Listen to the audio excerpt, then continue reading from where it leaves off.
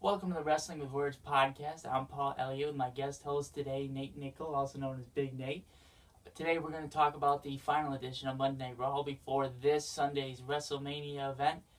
Let's start with the opening segment. Triple H, Stephanie, Ronda, and Kurt Angle. I mean, it was really good. It was just WWE was trying to get more viewers and trying to get more people to buy their network. I mean, it was good for them, and it was good to see Ronda, and it was really just a good way that they entered the show. What do you think about it?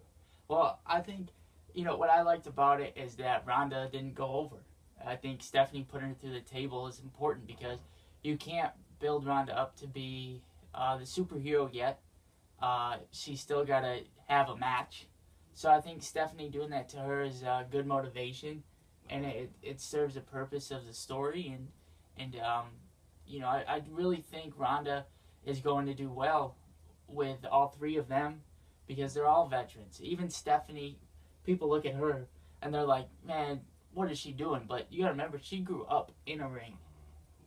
And if there's anybody who's going to help Ronda do well in the match, it's going to be her, and it's going to be Triple H. And, oh yeah, they're her bosses. Mm-hmm. So while they're out there, if they need her to do something or they feel something needs to be changed, it's going to happen, and I think it's going to go well. It'll be a great match this Sunday. It'll be a good match. Mm-hmm. I mean, we finally get to see Kurt Angle wrestle again. Come on. We do. It's been since, Survivor Series. Mm-hmm. So this will be good to see him, and, I think that's a fun part of the match, too. It's not just Ronda Rousey. So this match is, star-studded, and like I talked about before, this is a special piece of history because Angle and Rousey are both medalists at the Olympics. So just for USA sports in general, that's a huge thing to have both of them on that.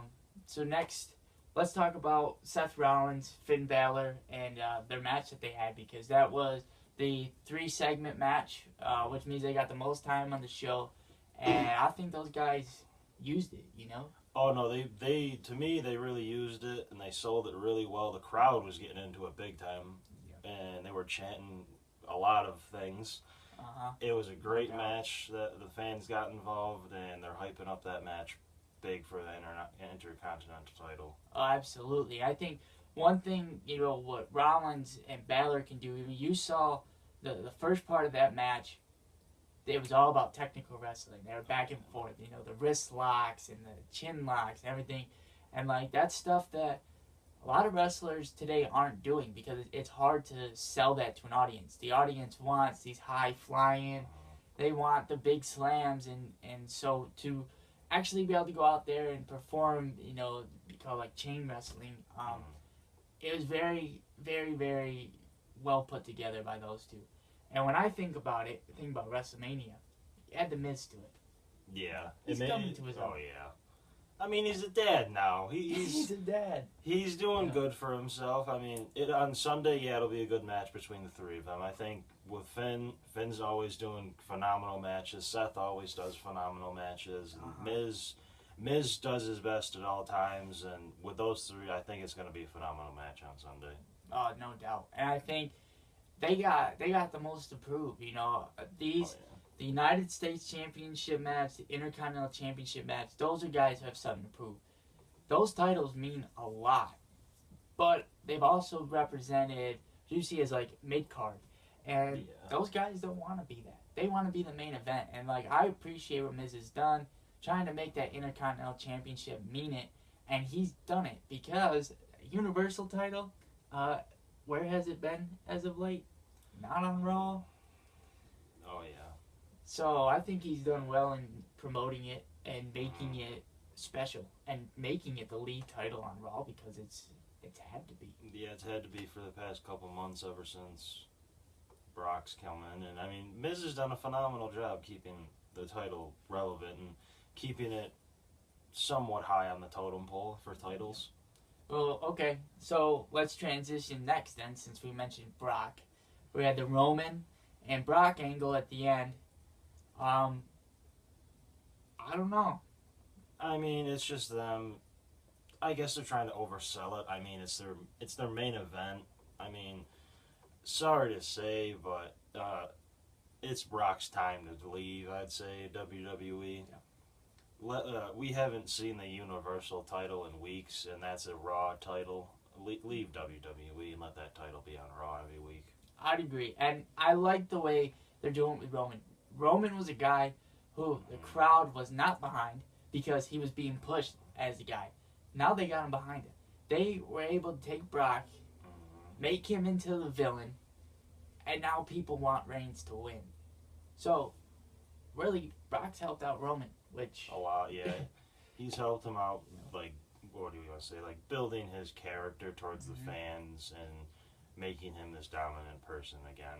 Oh, absolutely. And I think, you know, when Roman goes out there on Sunday, it's almost like a passing of the torch. Because if Brock is truly done, there's only going to be, you know, one dominant guy. And I think that's going to be Roman. And I think Roman's going to carry them for a while. I don't see any issues with Roman going forward. I think this whole build-up with Lesnar, he's been beat up, but it's beat him down to build him up. That's the whole point of this. It's to make Reigns look like, hey, this guy just got destroyed by Lesnar week after week after week. But we get to Mania, and Roman wins the title. Oh my God, he just overcame all odds. I mean, it'd be his big obstacle that he'd overcome and be the title holder. Absolutely. For Raw. Absolutely. I think they'll do well, but it's going to depend on how much Brock wants to do. We've seen him at WrestleMania 32, where Dean Ambrose had this amazing match planned, and Brock wanted none of it. But then we've seen Brock last year with Goldberg, and with Goldberg, he did let Goldberg get some moves in, and they had more of I would say, a fun-spirited match from their previous match at WrestleMania 20. I think they put on a good show, and Brock really has been having good matches. It's just, from a fan standpoint, you don't feel the love, so we don't really care. But let's go to what we do care about. John Cena once again calls out The Undertaker, and there's nothing. You think he's coming? I think in due time, yeah. I mean, he'll come out. Give him time. He's the dead man. He'll come a-walking. You want to talk trash about the big top dog in the ring, he'll be a-walking down to the ring WrestleMania, hopefully. And I like Cena, he mentioned, he's dead man walking.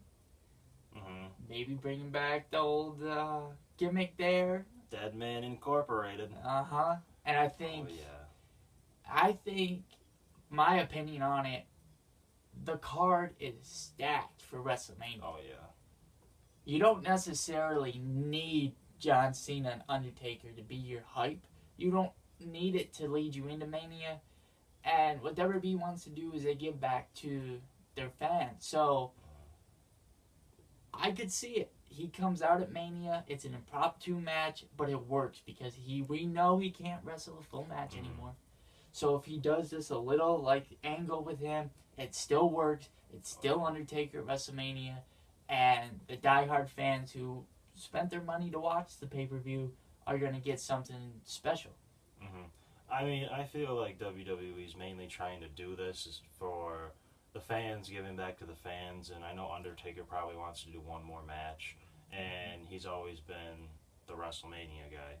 Every year he's been at WrestleMania, and I feel like it's just, again, the fans just really want to see him badly, and just to see him wrestle again will be a fun thing to see. And I think he's definitely coming back for the sole fact that they've allowed John Cena to just destroy The Undertaker's name as of late, making him to look like a bad guy. And you've seen the crowd actually getting angry at Undertaker, which, I'm sorry, but that's really hasn't happened in, I don't know if it really has. I don't think it's really happened in his WWE career.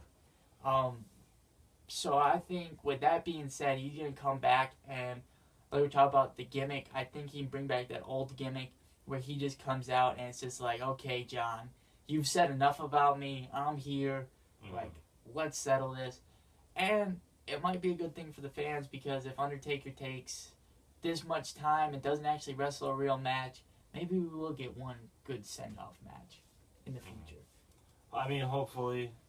I mean, if anything, hopefully we'll hear about it later in the week.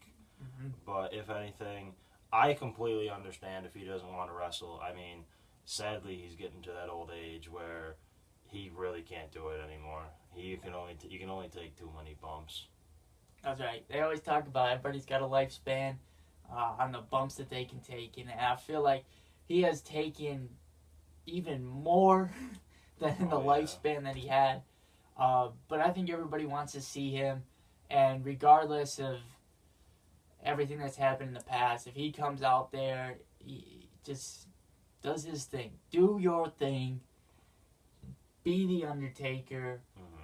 Be the guy that everybody remembers, and Cena is going to do well with it too, because Cena's it's John Cena. I mean, he's been there for a long time. He knows what he's doing. So I think it's going to turn out well. And overall, WrestleMania this year is looking to be amazing.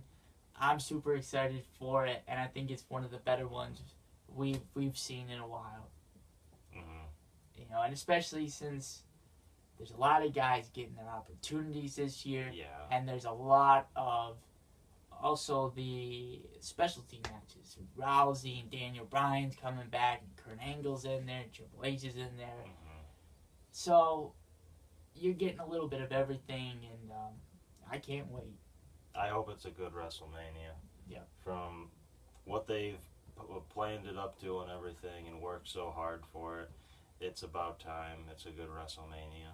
Yeah, I agree. Well, thank you, Nate, for joining me today. Hopefully we gave some insight on the big topics of Monday Night Raw, and we hope everyone enjoys WrestleMania this Sunday. Well, thank you very much for having me.